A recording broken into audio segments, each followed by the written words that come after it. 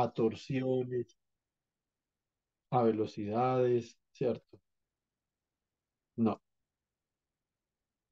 El enfoque de la mecánica es un enfoque general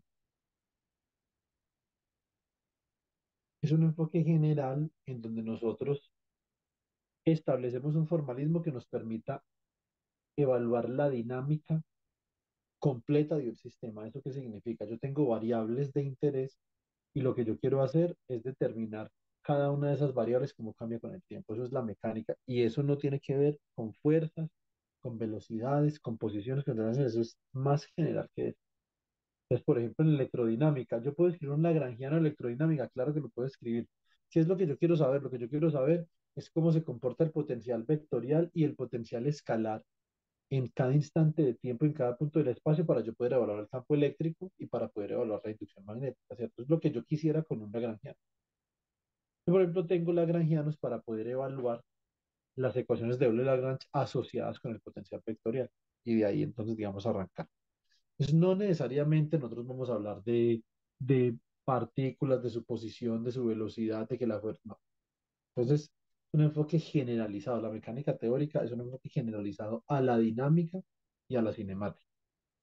Entonces, en ese aspecto es, digamos, muy trascendental yo saber escoger los grados de libertad. Entonces, eso es lo que yo quiero saber.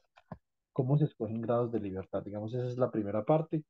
Ya ayer vimos de alguna forma cuál es la definición de grado de libertad, ¿cierto? Muy bien, entonces vamos a ver degrees of freedom.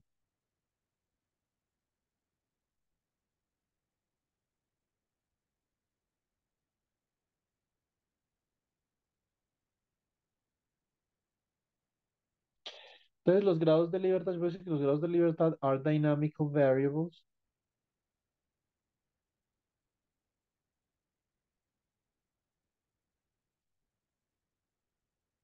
are dynamical variables associated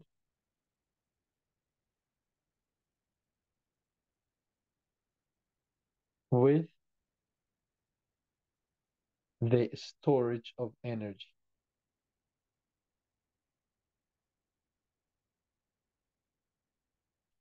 ¿cierto? Entonces,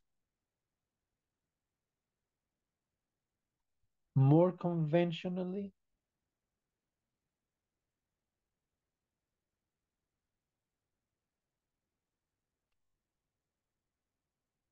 are aspects of a system susceptible to be changed or manipulated. Esto es muy importante. Póngame atención, porque esta es, digamos, la noción equivocada que tienen inclusive algunos profesores sobre los grados de libertad, ¿cierto? Entonces, sobre todo los profesores de la guardia del libro de Marion, del libro de Goldstein, digamos, esa generación, ¿cierto? Entonces es una vaina complicada, pues. Entonces, em, y realmente lo que a nosotros nos interesa, digamos, máximamente, es tener una definición de grado de libertad que me permite escribir un Lagrangiano. Entonces, si nosotros vamos a continuar, digamos, cuesta arriba con esta definición de grado de libertad, lo que yo les recomiendo es que a esta definición de grado de libertad le añadan lo siguiente. Entonces, dice, are aspects of a system susceptible to be changed or manipulated. Entonces, pero esos aspectos tienen que tener restricciones de simetría, which have symmetry restrictions. Entonces, digamos que si uno va a continuar con la definición clásica que le enseñan a uno en mecánica, etcétera, entonces hay que añadirle este apartado, which have symmetry, restrictions, or constraints.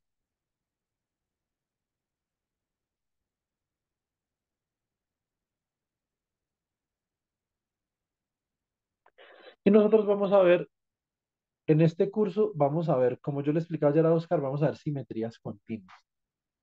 No simetrías discretas, sino continuas. Grupos de Lie, SO2, SU, bueno, etcétera, ¿cierto? Entonces, muy bien. Mm, eso ya iremos viendo cómo se definen los grupos en mecánica clásica y la importancia del corchete de Poisson, que también los vamos a derivar aquí en el curso. Bueno, muy bien. Entonces, let's continue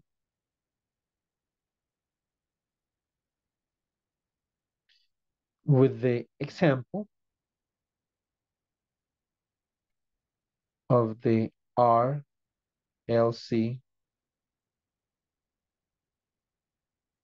electrical circuit.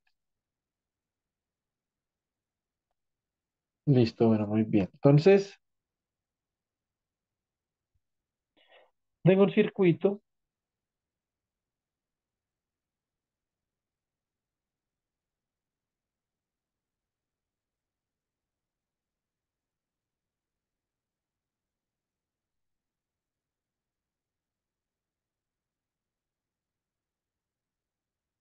Este sería el voltaje del circuito, la excitación. Voy a tener una rama donde está la resistencia. Recuerden que ayer vimos en clase que la resistencia está asociada con el fenómeno disipativo en el circuito, que es lo que nosotros en este curso vamos a conocer como damping o amortiguamiento. Listo. Muy bien, y tenemos acá dos elementos que almacenan energía. Entonces son la capacitancia y la inductancia. Y ustedes, yo me imagino, bueno, la capacitancia la deben de conocer del curso de electrodinámica 1. Los que vieron electrodinámica 2 conmigo saben mucho de inductancia, ¿cierto? Nosotros vimos, digamos, ampliamente el concepto de inductancia. Evaluamos varias inductancias, bueno, etcétera, ¿cierto? Muy bien,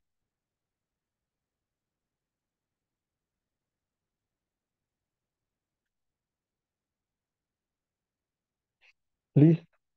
Entonces, cada uno de estos parámetros del circuito se puede asociar con un fenómeno físico. Entonces, yo ayer les preguntaba, what is the physics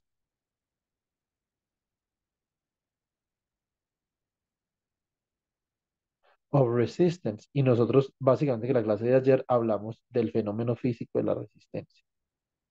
Entonces, que es el que más me importa. De todos es el más importante para mí porque es el que extrae energía del sistema. Entonces, ¿qué dijimos nosotros? Nosotros dijimos lo siguiente. What is the physics of resistance? Is the dissipation of energy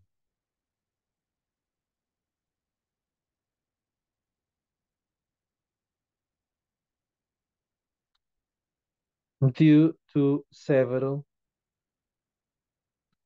scattering processes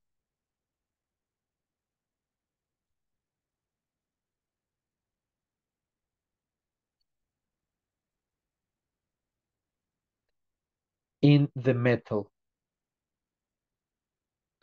Pero si nosotros hablamos de resistencia de materiales, pues sería en el material. Listo. Entonces, esa es la física de la resistencia. Hay un conjunto de procesos de scattering que nosotros veremos también en este curso de mecánica. En este curso de mecánica vamos a ver esencialmente dos procesos de scattering. Vamos a ver el scattering de Yukawa y vamos a ver el scattering de Rutherford, ¿cierto? Bueno, muy bien. Entonces, y esos procesos de scattering dan origen a pérdidas de energía cinética de los electrones. Lo que pasa es que hay varios aspectos que uno tiene que considerar. Por ejemplo, si ese fenómeno de scattering depende de la temperatura del metal o no, ese es un aspecto importante. Por ejemplo, si ese fenómeno de scattering depende de la temperatura al cuadrado, depende de la temperatura a la 5, depende de la raíz cuadrada de la temperatura. Entonces, ¿cómo depende de la temperatura también? Ese es un segundo aspecto que hay que considerar. Y el tercer aspecto son los fenómenos que son independientes de la temperatura. Entonces ya vamos a mirar un poco esto. Bueno, muy bien. Entonces, what is the physics of the capacitance?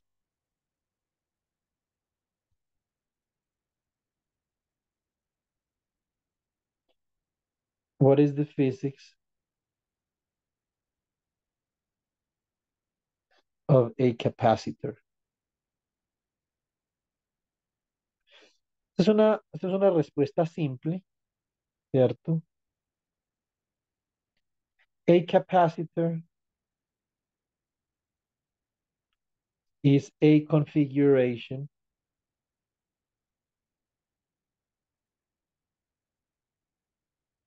capable of storing energy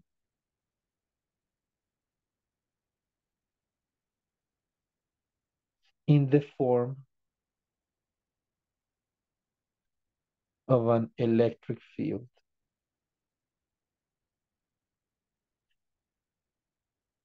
Básicamente que el capacitor es una fábrica que está almacenando campos eléctricos. Por lo tanto, el campo eléctrico tiene cierta cantidad de energía consigo que tiene que ser almacenada, o sea que tiene asociada una densidad de energía, ¿cierto? Entonces, densidad de energía eléctrica no es otra cosa que un medio de epsilon sub cero por la magnitud del campo eléctrico al cuadrado, ¿cierto? Esta es la densidad de energía que almacena un capacitor.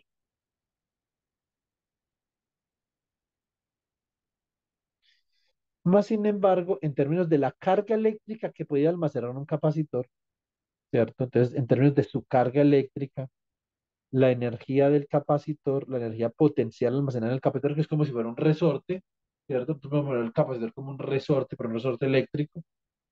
Esto es igual a quién? Esto es igual a uno sobre dos veces la capacitancia que multiplica a la carga al cuadrado. Entonces, esta sería la energía eléctrica en términos de la carga que almacena un capacitor.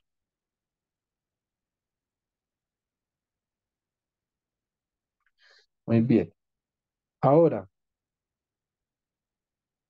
vamos a mirar lo siguiente. What is the physics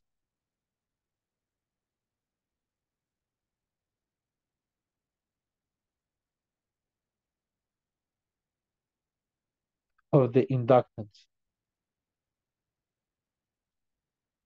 Entonces, la inductancia también exhibe fenómenos de almacenamiento energético, ¿cierto? Entonces, vamos a ver. Digamos que la inductancia es un poco más complicada. Bueno, primero que todo, nosotros sabemos que Faraday Law of Induction, bueno, no vamos a negriar a Lenz acá, Faraday Lenz Law of Electromagnetic Induction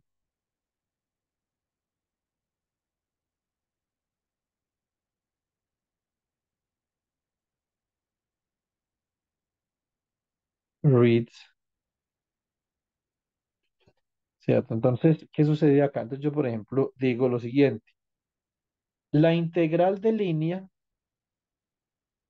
sobre una trayectoria cerrada gamma, entonces esto sería E producto punto con diferencial de línea. Esto es igual a la menos derivada del flujo magnético que está atravesando la trayectoria gamma sobre la que yo estoy calculando esta integral.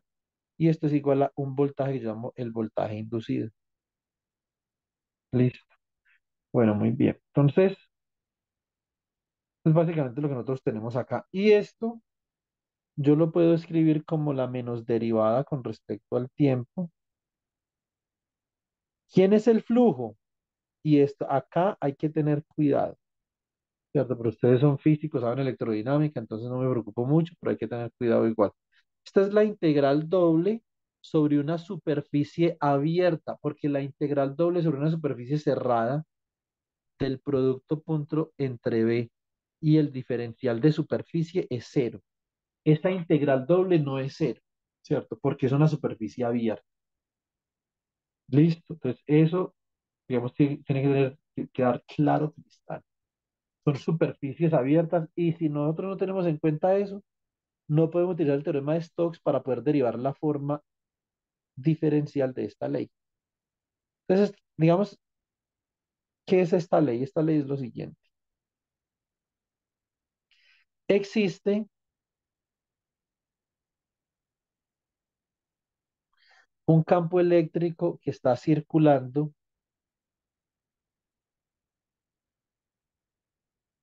en el espacio a través de esta trayectoria en blanco que yo decidí llamar gamma.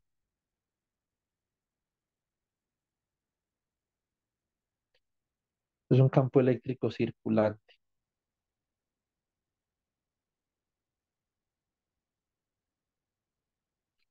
Muy bien. Esta trayectoria que yo tengo acá, entonces voy a escoger un sentido para la trayectoria de forma tal que el pulgar de la mano derecha salga de la página. Entonces voy a escoger este sentido.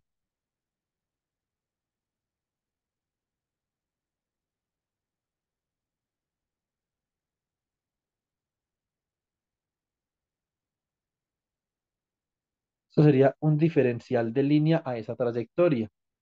Y esta es la trayectoria gamma. Bueno, muy bien.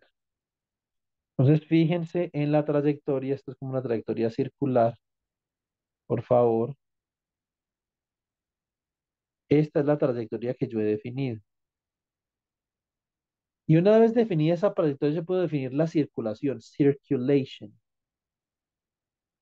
que es simplemente la forma como el campo vectorial circula a través de la trayectoria.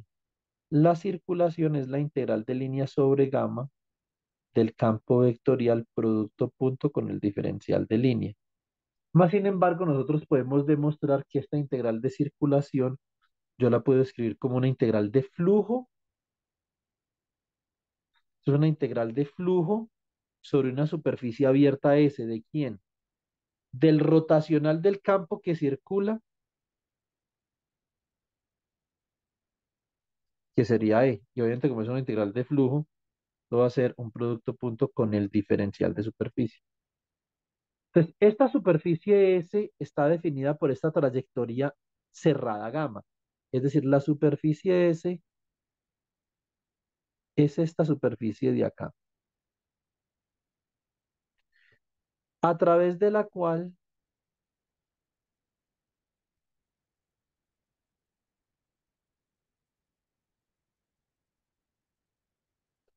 esta superficie S a través de la cual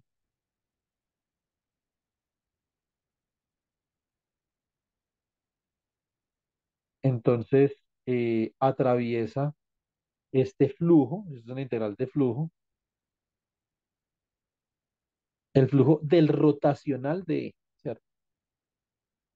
Entonces el rotacional de E iría como en esta dirección.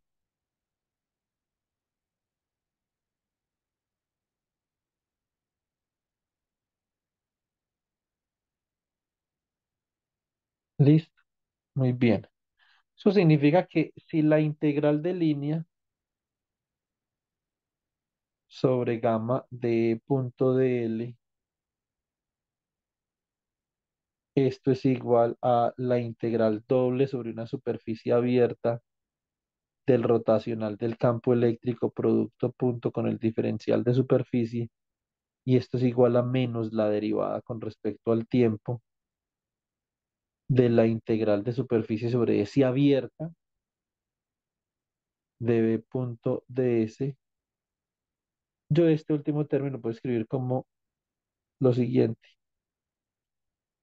A ver, menos la integral doble sobre S abierta de la derivada parcial de B con respecto al tiempo producto punto con diferencial de S. Entonces yo puedo reescribir este término de acá y este término de acá en un solo lado de la ecuación bajo una integral de superficie abierta.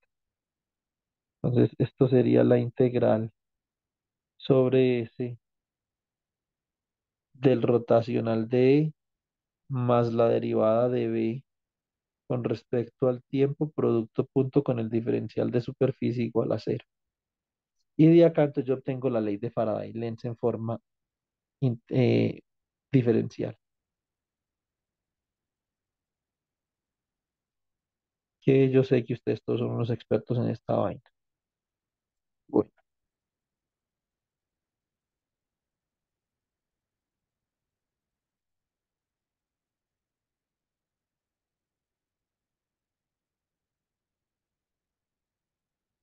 Muy bien. Entonces, esta es la ley de inducción a grandes rasgos.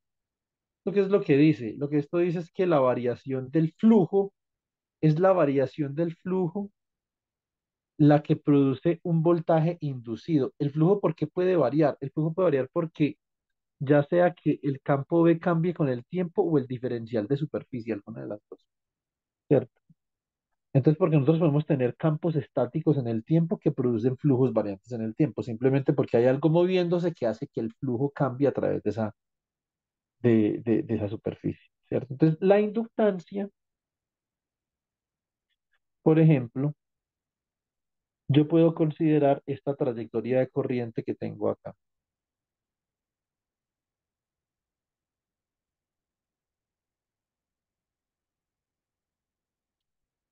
Es una trayectoria de corriente, esto es una corriente I sub M,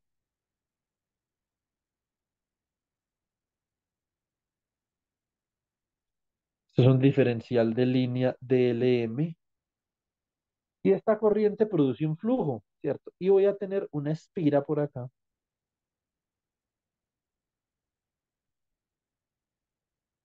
otra espira de corriente con una corriente,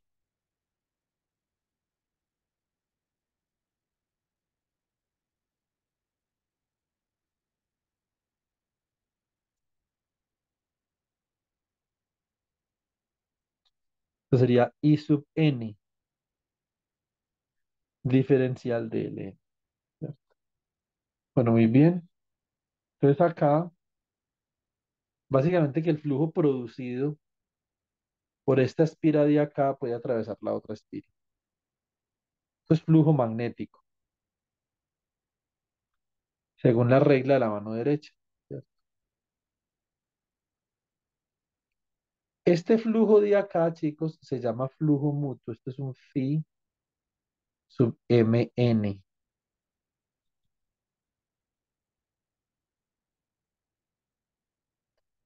Se llama mutual flux, ¿cierto? Muy bien. Más sin embargo, también estas espiras producen una cosa que se llama autoflujo, que es el flujo producido por la espira de corriente que vuelve a sentir la misma espira de corriente. El flujo mutuo es el flujo producido por la espira de corriente con IM que siente la espira de corriente con IM. Y esta otra espira de acá también va a tener un flujo mutuo.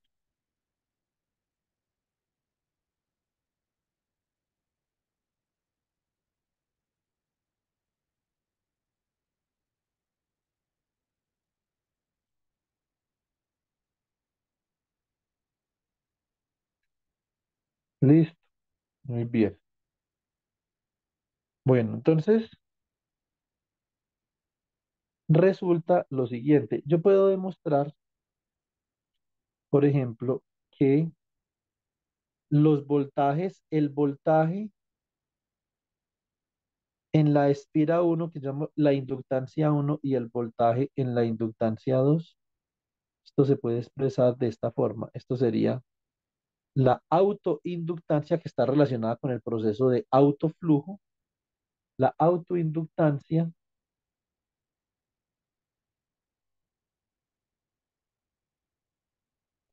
L1, entonces acá tengo una autoinductancia L2 y acá voy a tener más o menos M12, que es es la inductancia mutua entre las dos espiras y acá más o menos M1. Ya les voy a explicar por qué el signo más y el signo menos. Y acá voy a tener derivada de corriente I1 con respecto al tiempo y derivada de corriente I2 con respecto al tiempo. Listo, muy bien. Entonces de acá yo voy a tener que el voltaje en L1 es igual a L1 por la derivada de I1 con respecto al tiempo,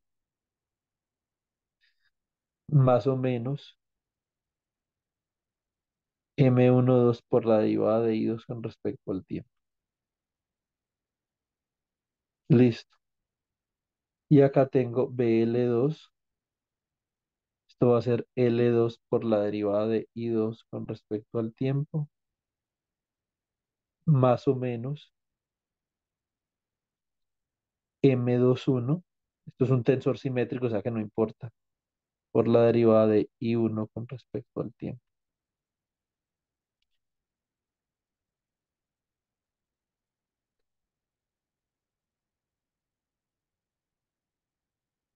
Listo. Bueno, muy bien. Entonces, estas son las dos ecuaciones. Estas dos ecuaciones fungen del análisis electrodinámico. Estos están mis videos del curso de electrodinámica clásica 2.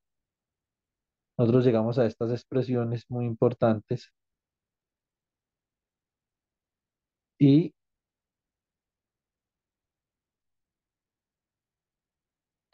a partir de acá yo puedo notar lo siguiente. La energía almacenada en una inductancia va a tener una componente de autoinducción y una componente de inducción mutua. Nosotros en este circuito que estamos trabajando acá solamente estamos considerando la autoinducción, porque esta inductancia no está acoplada con absolutamente nada.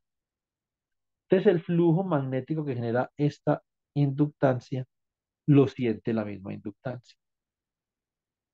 No hay otra inductancia, una segunda inductancia acoplada que va a sentir ese flujo. ¿Listo?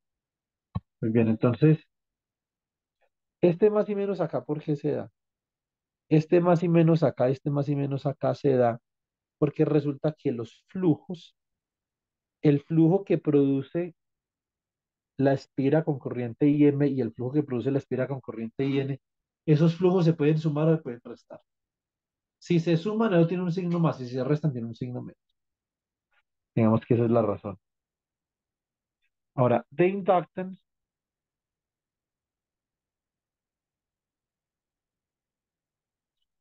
stores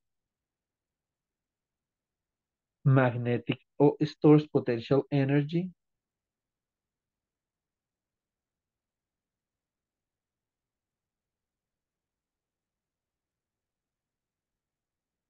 in the form of a magnetic field.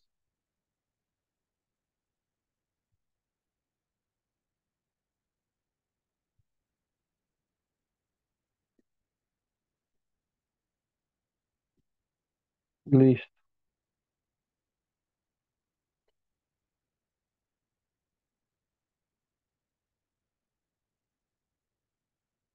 Muy bien, entonces esta densidad de energía magnética sería acá un medio de mu sub cero, ¿cierto? O más bien 1/2 mu sub cero por la magnitud del campo al cuadrado. Esa es la densidad de energía magnética.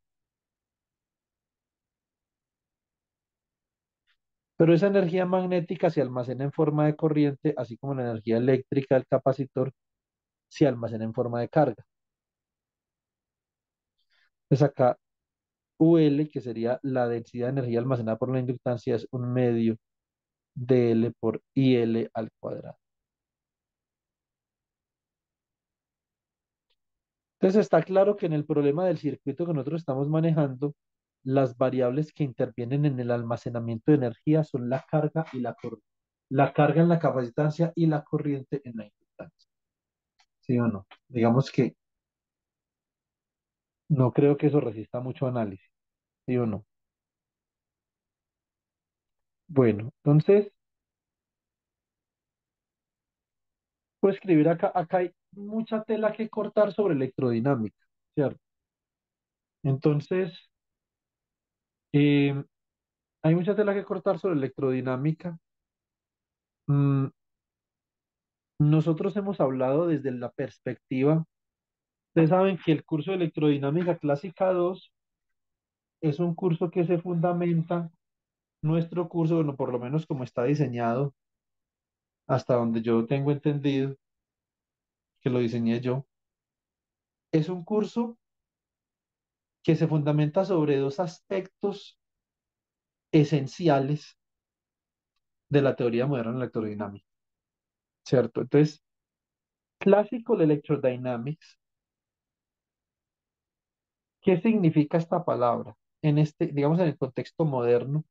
O más bien, ¿cuál es la etimología de la palabra Classical Electrodynamics?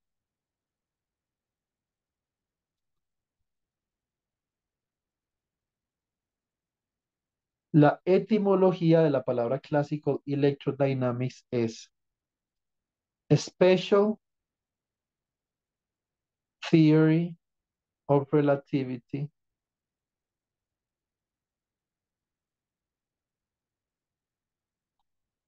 Esto también nosotros vamos a ver teoría especial de la relatividad en este curso digamos, yo diría que con cierta frecuencia. Special Theory of Relativity applied to the variation of electric. Vamos, para ser más explícitos, podemos escribir esto. Apply to the dynamical variation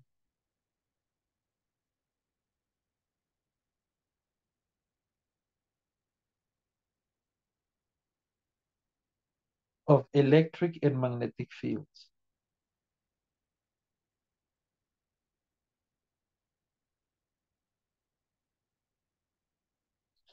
Digamos que yo, por ejemplo, si yo quisiera definir etimológicamente electrodinámica, yo me voy a proponer, voy a definir etimológicamente electrodinámica. Para yo definir etimológicamente electrodinámica, tengo que forzosamente hablar de teoría especial de la relatividad. Por eso, en el curso de electrodinámica, el primer capítulo es teoría especial de la relatividad. Ese es el primero de todos. Entonces, esta es una definición etimológica. ¿Cuáles son las herramientas? Entonces, para yo entender esto,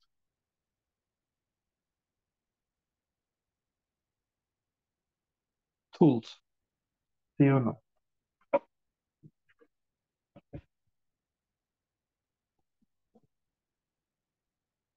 Las herramientas para yo entender esto, bueno, son varias. Entonces, primero, mathematical aspects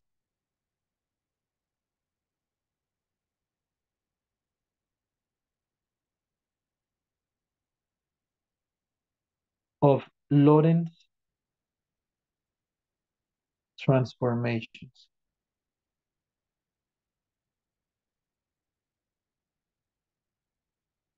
Eso es lo primero.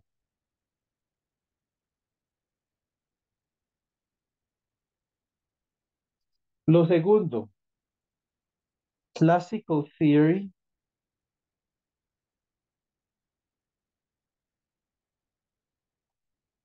of dynamics based on Green's functions.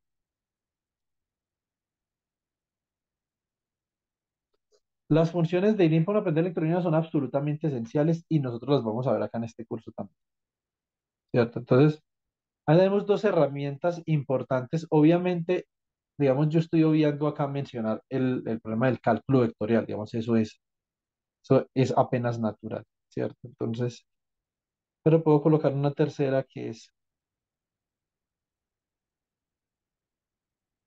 complex analysis and analytical functions. Yo me voy a referir acá brevemente a la teoría especial de la relatividad para hacer una cosa. Después vamos a derivar teoría especial de la relatividad, vamos a derivar las transformaciones de Lorentz, etcétera, pero yo quiero hacer algo sencillo.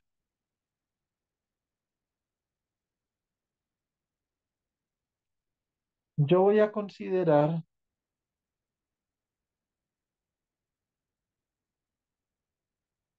dos observadores. Es el observador X, Y, Z, que tiene su origen en O,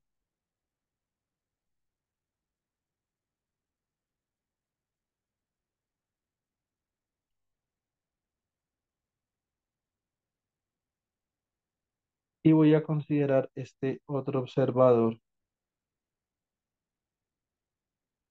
X', Y', Z'. Tiene origen en O'. Bueno, póngame atención. Entonces, En este caso particular, yo quisiera saber, por ejemplo,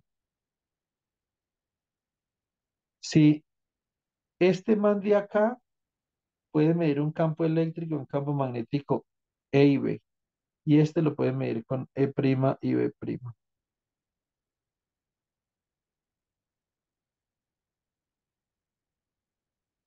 Listo. Bueno, entonces,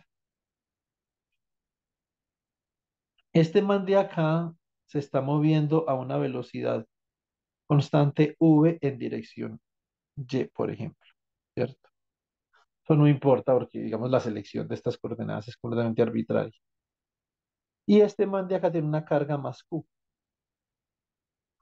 Para el observador en O, ¿qué fuerza puede medir el observador en O sobre la carga Q? Bueno, pues la fuerza que puede medir el observador en O sobre la carga Q va a ser fuerza para este observador, va a ser igual a la carga por el campo eléctrico más la carga por el producto cruz entre la velocidad y la inducción magnética.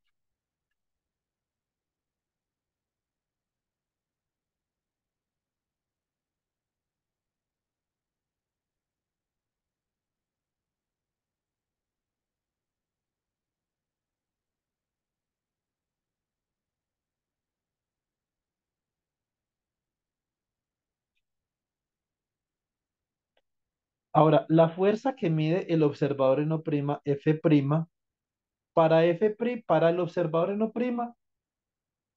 ¿cuál es la velocidad a la que se está moviendo la carga para el observador en O'?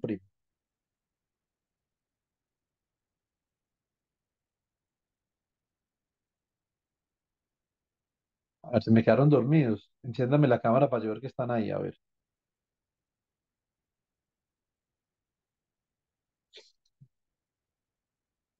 Bueno, Juan Eduardo tiene una cara de dormido, la berraca. Debe ser porque está estudiando mucho. ¿Cuál es la velocidad? ¿Cuál es la velocidad para el observador O' a la que transita esta carga Q? Sería cero. Sería cero, muy bien, Oscar. Sería una velocidad cero porque esa carga coincide con el origen del observador, ¿sí o no? Por lo tanto, la fuerza que mide este observador simplemente es Q por E'. Entonces vamos a aplicar un postulado a la teoría especial de la relatividad. Postulate of the special theory of relativity.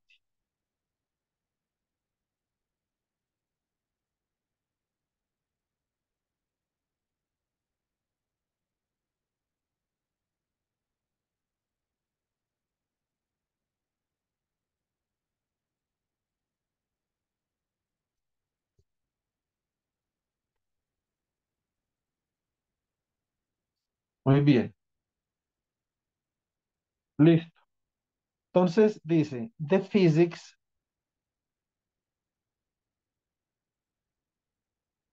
is invariant under the particular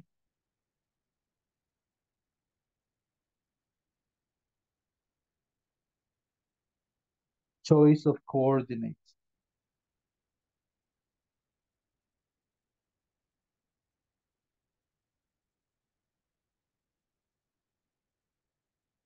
And this is known as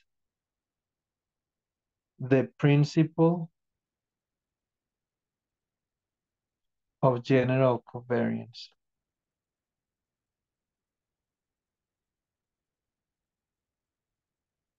Entonces, este es un postulado de la teoría especial de la relatividad que me va a permitir a mí hacer el siguiente análisis. La fuerza es un observable, ¿cierto? La fuerza es un observable, por lo tanto, la fuerza que yo mido debe de ser igual en este sistema de referencia y en este también. Entonces, por lo tanto, a mí que me va a quedar acá, me va a quedar que Q por E más Q por V cruz B. Esto simplemente es quién. Esto es Q por E'. ¿Sí o no? Bueno, muy bien. De acá Es decir, que E' es igual al campo percibido, es igual al campo percibido por el observador O más el producto cruz entre la velocidad y el campo magnético. Este es un resultado que es completamente consistente con el resultado del tratamiento relativístico de una espira de corriente en movimiento cuando yo aplico la ley de inducción de Faraday, por ejemplo, ¿cierto? ¿Qué es lo que me está diciendo esto? Que el campo eléctrico y el magnético intercambian la naturaleza, es decir, el campo eléctrico es lo que para este man de acá es un campo eléctrico, para este de acá es un campo magnético, ¿sí o no? Entonces, por lo tanto, el campo magnético y el campo eléctrico deberían de tener las mismas unidades, pero no las tienen, ¿sí o no?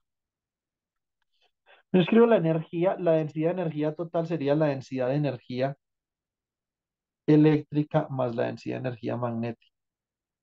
Esto me da un medio de epsilon sub cero, magnitud de al cuadrado más 1/2 mu sub 0,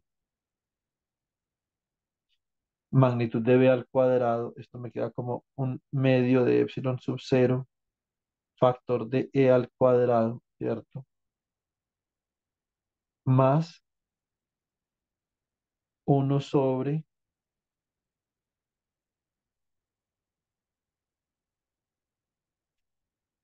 sub 0 epsilon sub 0 por b al cuadrado. O sea que esto me queda como un medio de epsilon sub 0 e al cuadrado más c al cuadrado por b al cuadrado.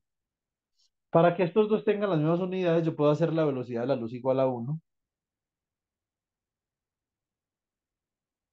c igual a 1, epsilon sub 0 igual a 1/4 pi. Therefore,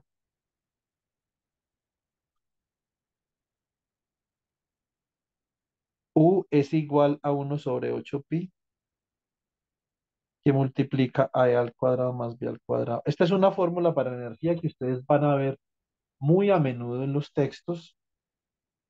¿Alguien se ha encontrado con esta fórmula en algún texto ya o no?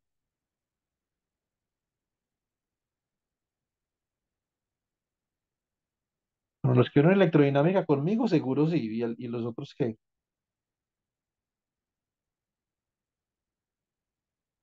Oscar, ¿qué significa? ¿Esto qué significa? ¿Qué significa que C sea igual a 1 y epsilon sub 0 sea igual a 4 pi? ¿Tú tienes alguna acotación, algún comentario a hacer ahí? Bueno, con C igual a 1, pues sería unidades naturales. Ok, Y viendo el epsilon igual a 0, pensaría en unidades gaussianas. listo. Y entonces esto realmente, nosotros podemos decir que esta expresión de acá está en CGS, ¿cierto? Esta es la expresión que nosotros vamos a encontrar en los libros para CGS, esta que yo tengo acá. ¿Ok? ¿Esto qué implica? Esto lo que implica es que el campo eléctrico y el campo magnético son exactamente la misma vaina. Simplemente que ellos dos dependen, su naturaleza depende del observador. Por lo tanto, el campo magnético y el campo eléctrico no son observables porque violan el principio de covarianza general de la teoría especial de la relatividad. El campo eléctrico para el observador no puede ser un campo magnético para el observador prima, no puede. La física debe ser igual, a no ser de que realmente el campo eléctrico y el campo magnético no sean observables, ¿cierto? Entonces, digamos, esa es la explicación, ¿ok? Muy bien, ahora, si yo escribo la energía, energy stored in an RLC circuit, esa energía entonces sería U igual a ¿quién?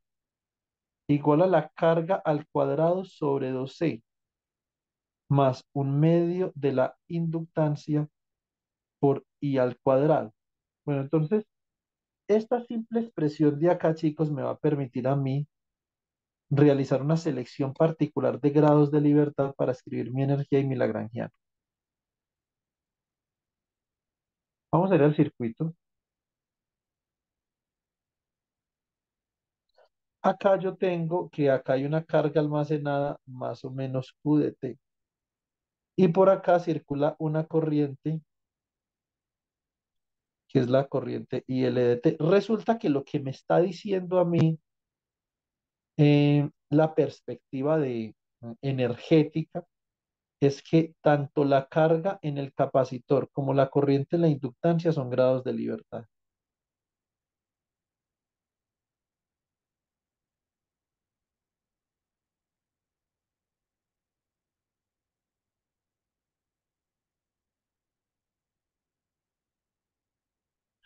Bueno, entonces yo les hago una pregunta. ¿Por qué el voltaje en la resistencia no es un grado de libertad? ¿Por qué la corriente en la resistencia no es un grado no es un grado de libertad, por ejemplo? ¿Por qué el voltaje en la inductancia no es un grado de libertad? ¿Cuál es la respuesta?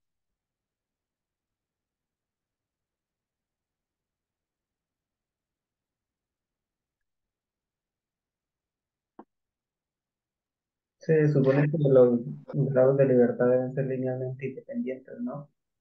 Digamos que por lo menos el campo eléctrico como el campo magnético pueden derivarse a partir de estos otros aspectos, corriente, distancia. Bueno, pensaría yo,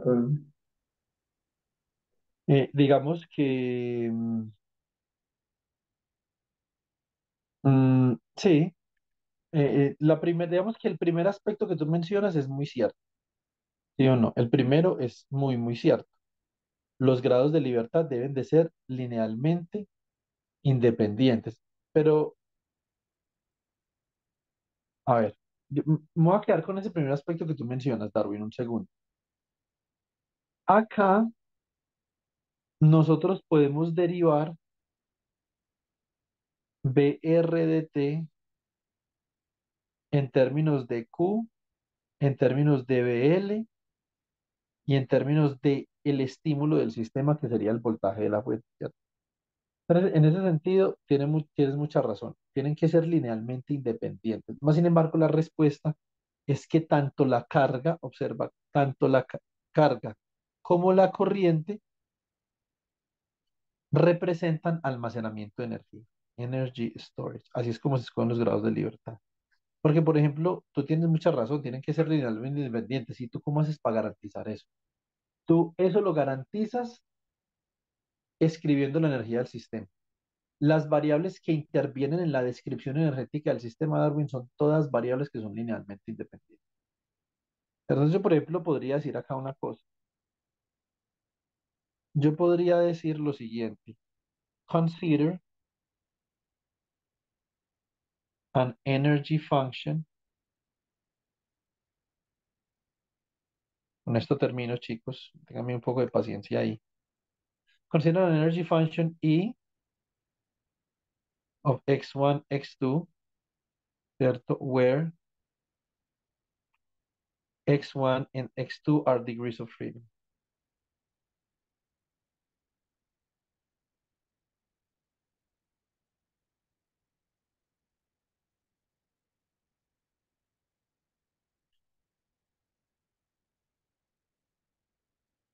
Muy bien. Entonces, ¿qué tengo yo? Yo, por ejemplo, yo podría considerar la derivada de la función E, que es la función de energía, ¿cierto? Con respecto a el tiempo.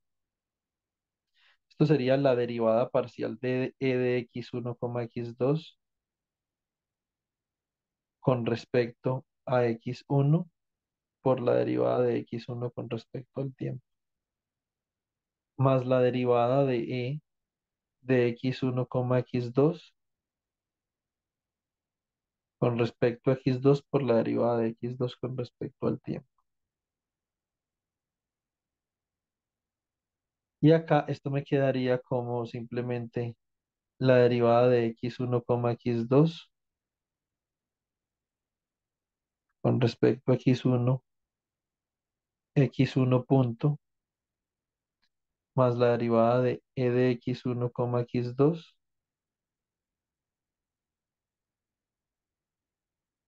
con respecto a x2 por de x2 punto.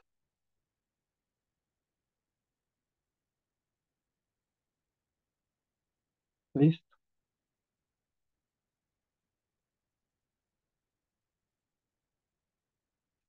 Entonces, digamos que esta expresión es muy importante porque a partir de acá yo puedo hallar unas restricciones que yo conozco como ecuaciones de movimiento. Entonces, vamos a ver.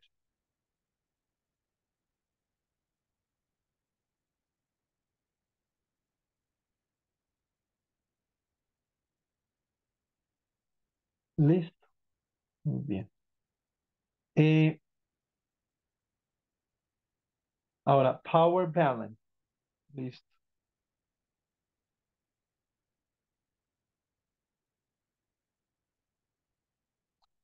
Power balance. El balance de potencia dice lo siguiente, que la derivada, el cambio de energía en un sistema con el tiempo no es otra cosa que la energía inyectada en el sistema menos la energía extraída.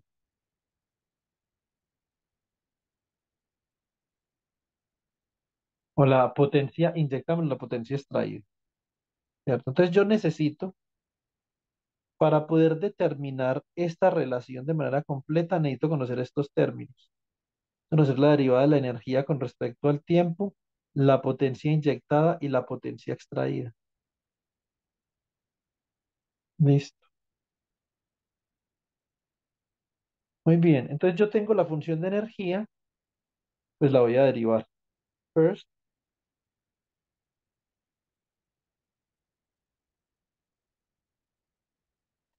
let's differentiate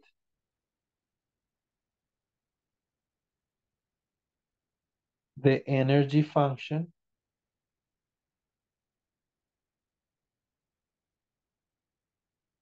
given by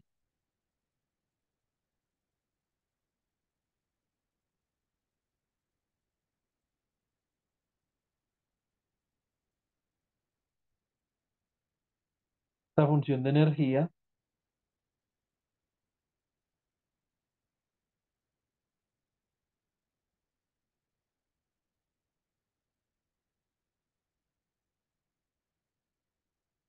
Entonces sería E como función de la carga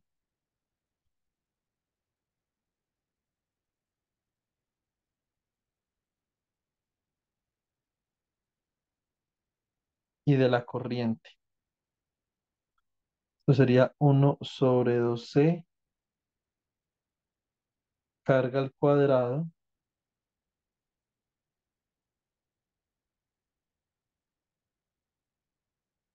más 1/2 de L por la inductancia al cuadrado, ¿cierto? Entonces, esto es una función F1 de la carga y esta es una función F2 de la corriente. Por lo tanto, la derivada de E con respecto al tiempo, ¿cierto? Entonces, me permite decir lo siguiente, esto sería Q sobre C que multiplica a Q punto de T, más 1/2, bueno, ese 1/2 se va, esto sería acá L por I de T por la derivada de I de T con respecto al tiempo.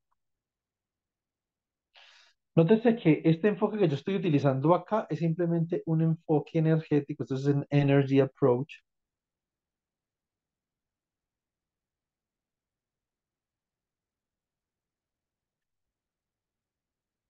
y esto está basado sobre un principio. ¿Qué principio?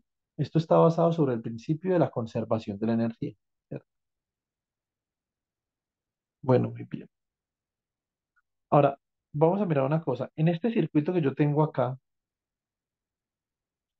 Ustedes pueden ver claramente que la corriente en el capacitor coincide con la corriente en la inductancia porque es un circuito serie. Por lo tanto, la corriente en el capacitor igual a la corriente en la inductancia no es otra cosa que la derivada de la carga con respecto al tiempo. Bueno, dicho esto, yo puedo escribir así.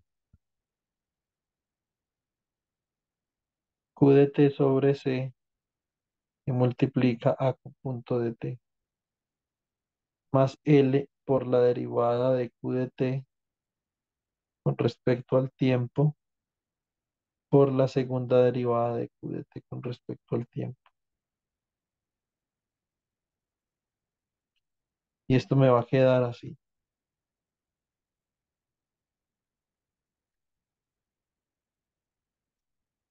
Esto me va a quedar como Q de t sobre C por Q punto de t más L por Q dos puntos de t por Q punto de t. Ya tengo acá la derivada de la energía lista. Bien. Now,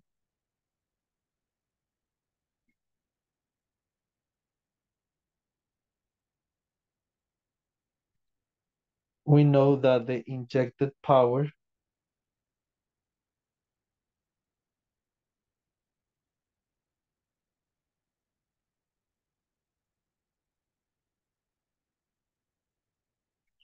is given by paying. La potencia inyectada por una fuente es voltaje por corriente. Entonces esto sería voltaje de T, el voltaje de la fuente por la corriente.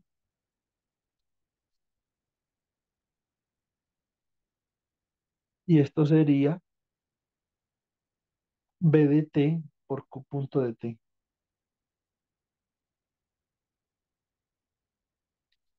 And the extracted power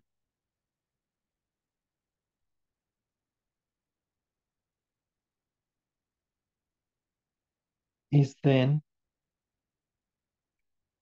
potencia de salida es la disipación en la resistencia. Son otra cosa que R por I al cuadrado de T. O sea, R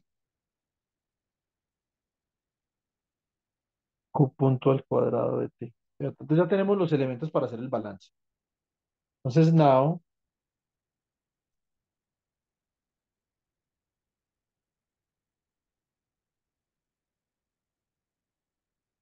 we formulate the following balance.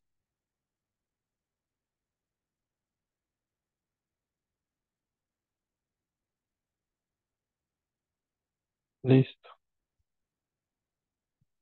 Tengo que la derivada de la energía con respecto al tiempo es la potencia inyectada menos la potencia extraída, lo que se convierte en esto. Ahora, lo que se convierte en em, carga sobre C por Q punto de T más L por Q dos puntos de T por Q punto de T es igual a B de T por Q punto de T más R por Q punto al cuadrado de T. Y podemos reorganizar. Entonces, reorganizing. Ya voy a acabar, chicos. Igual ya llega a la página quinta, entonces ya acá no pasamos, pero pues.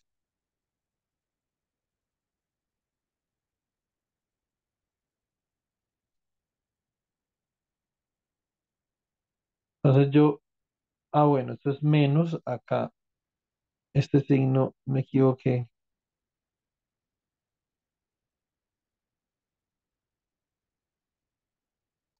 Entonces, ¿cómo me queda? Esto me quedaría como Q dos puntos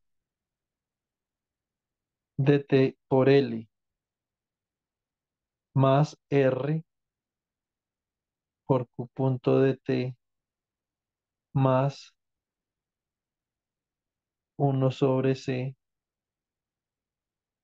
por Q de T menos el voltaje todo esto que multiplica a Q punto.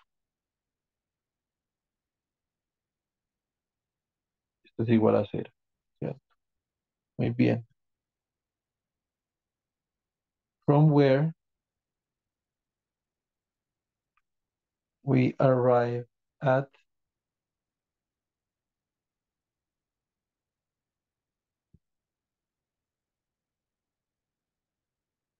LQ dos puntos más RQ punto más uno sobre C por Q igual al voltaje de la fuente. Pero yo puedo dividir por L, entonces me va a quedar Q dos puntos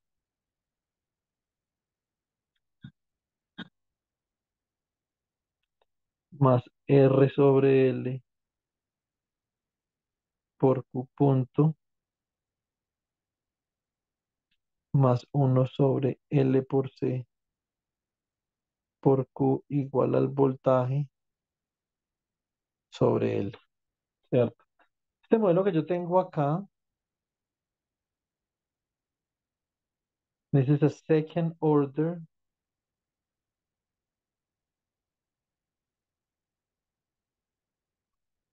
differential equation with dissipation.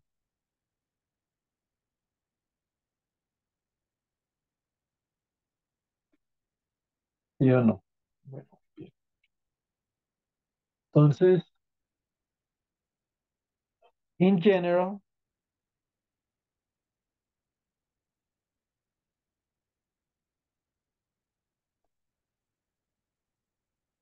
this type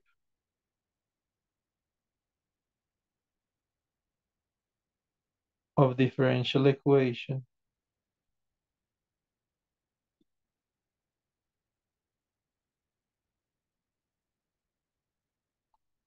can be written as follows.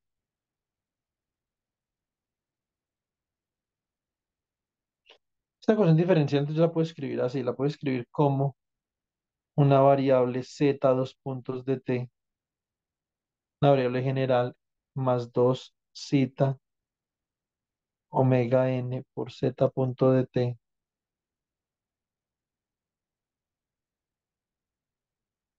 más omega n por z de t igual a un estímulo u de t.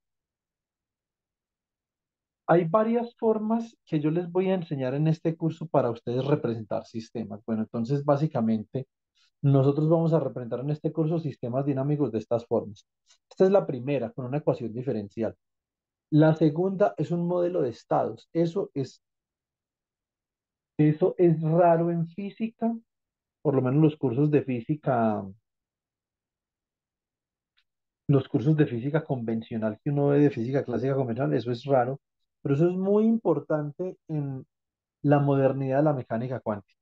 ¿Sí o no? Entonces, es importante poder escribir nuestro sistema dinámico como un espacio de estados.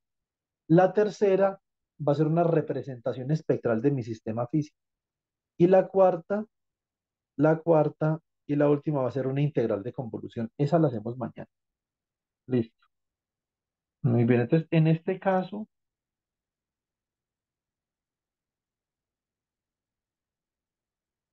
yo tengo la primera representación de un sistema y observen que yo llegué a esta expresión de acá a través de un enfoque como, esto es un enfoque energético, ¿cierto? El que yo tengo acá. Apliqué un enfoque energético. El enfoque de Euler-Lagrange, que nosotros vamos a comenzar ya el lunes con cálculo de variaciones y con Euler-Lagrange. El enfoque de Euler-Lagrange no es un enfoque energético, es un enfoque variacional, ¿cierto? Entonces a eso vamos a hacer referencia. ¿Qué significa un enfoque variacional? ¿Qué es cálculo variacional? ¿Qué es cálculo de variaciones? Mejor dicho, más un poco de variación en la mano entrante. Variación, variación, variación, ¿cierto? El día de mañana lo que vamos a hacer es que nos vamos a centrar en tratar de resolver este tipo de modelos una vez yo estoy seguro de cómo escoger mis variables de fase o variables de estado, grados de libertad, ¿cierto? Aquí ustedes pueden notar que si ustedes hacen la comparación entre esta ecuación y esta ecuación de acá,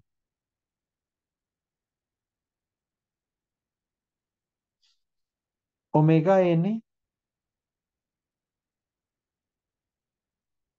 es igual a raíz de LC. Un término muy conocido para los electrónicos y zeta es igual a la resistencia a medios por la raíz de C sobre L. O sea que el amortiguamiento, el damping, tiene que ver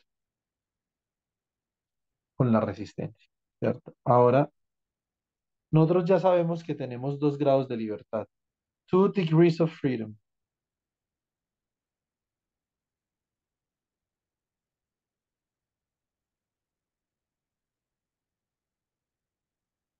Q of t and IL of t. Tenemos 2 grados de libertad. Entonces, en la representación de variables de estado,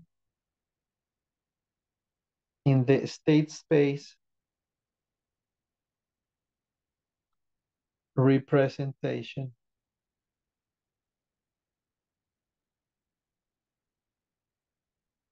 the degrees of freedom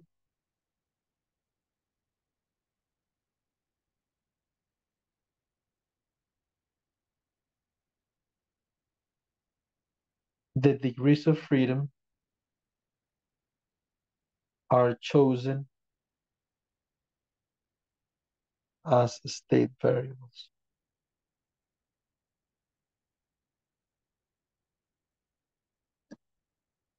Pues, por ejemplo, en este caso particular, Z sería ¿quién? Z sería la carga y Z punto sería la corriente. Entonces yo escogería tanto Z como Z punto como variables de estado. Yo puedo decir que Z es X1 de T y que Z2 punto. Y que Z punto es X2 de T. Por lo tanto, yo tendría Z2 punto, ¿quién sería? Sería X2 punto de T. Más 2 zeta omega N por X2 de T. Más omega N cuadrado por X1 de T. Igual a U de T. ¿Cierto? De acá yo puedo despejar X2 punto de T y me da como menos omega N cuadrado por X1 de T menos 2 zeta omega N por X2 de T más U de T. Esta es la primera ecuación. La otra ecuación, ustedes pueden notar una cosa. Si ustedes derivan X1, les va a dar Z punto y Z punto es X2. Por lo tanto, la segunda ecuación, muy sencillamente, es que X1 punto es igual a X2. Estaría la segunda ecuación.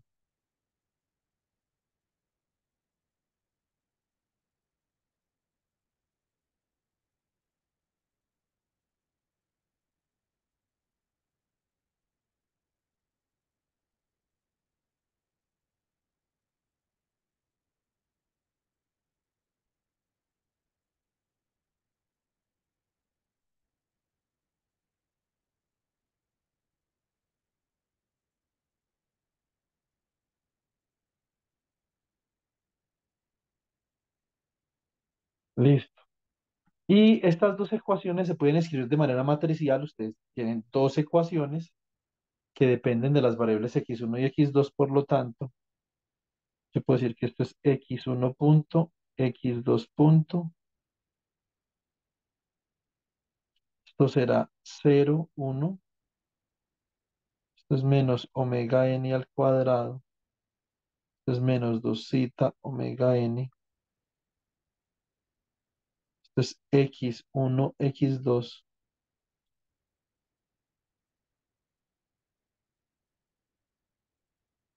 más 0, 1 por U de t. Esto se conoce en la teoría de los sistemas dinámicos como state space model. Y en general ustedes deben describir esto como un vector X punto de t igual a una matriz A por X de t más un vector B por U de t. ¿Qué es exactamente lo que yo tengo ahí? Eso se llama un modelo de espacio de estados y los estados, la selección de los estados es exactamente sigue la misma lógica que la selección de los grados de libertad, como decía Darwin, deben de ser linealmente independientes. Listo.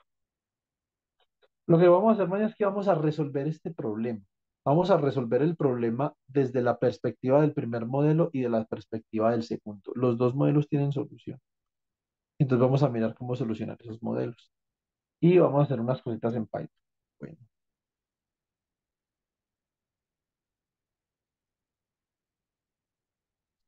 bueno, logramos salvar la clase de hoy, gracias a Dios. Y les agradezco mucho por su paciencia.